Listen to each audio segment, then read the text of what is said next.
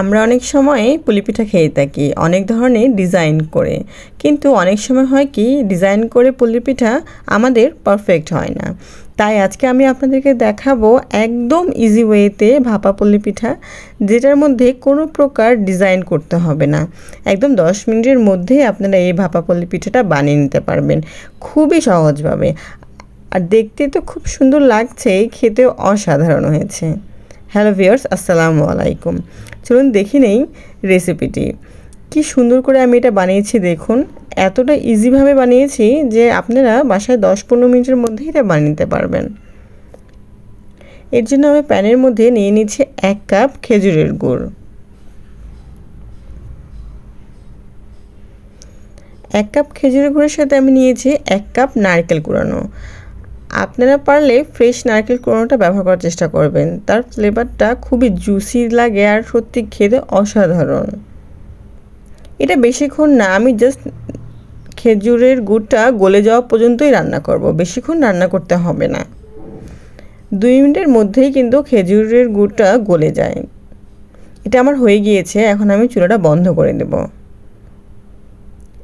এর মধ্যে আমি 1 থেকে 1.5 কাপ পানি নিয়েছি, দিয়ে দিলাম স্বাদমতো লবণ। এই পানিটা ফুটিয়ে আসা পর্যন্ত আমি অপেক্ষা করব। এখন আমি দিয়ে দিলাম এর মধ্যে 1.5 কাপ চালের গুঁড়া দিয়ে এটাকে আমি একটু মাখিয়ে নেব।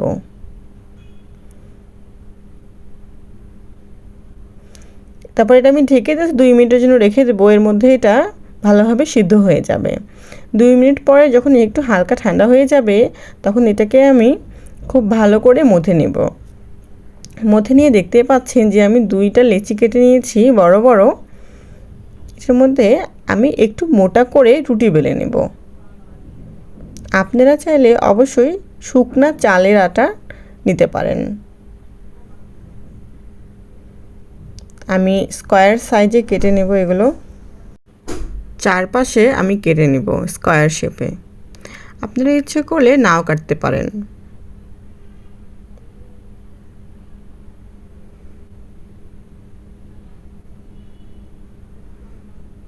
দেখুন আমার রুটিটা কেমন হয়েছে। এটা খুব বেশি মোটাও হবে না, আবার খুব বেশি পাতলাও হবে না। খুব বেশি মোটা হলে হবে কি এটা ফেটে যাওয়ার সম্ভাবনা থাকবে। আমি এর উপরেই ওই খেজুরের আর নারকেলের মিশ্রণটা দিয়ে দেব, দিয়ে এটাকে ভালো করে মুড়িয়ে দেব।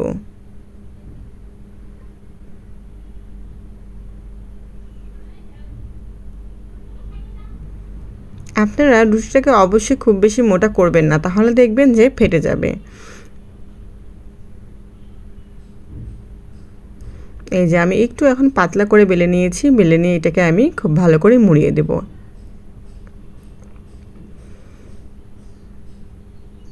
এটার আমি সাইডগুলো কেটে নিইনি, এটা আমি পরে কেটে নেব।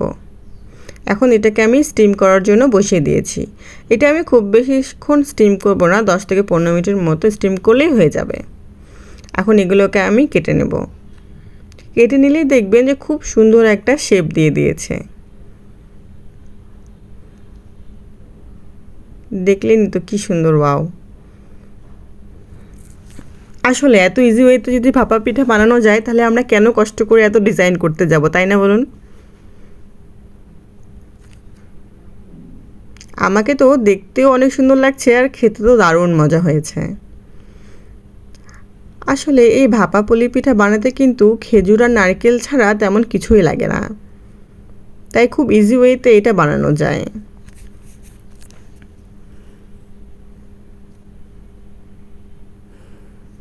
এই রেসিপিটি ভালো লাগলে অবশ্যই লাইক কমেন্ট করবেন, আমার চ্যানেলটিকে সাবস্ক্রাইব করে রাখবেন।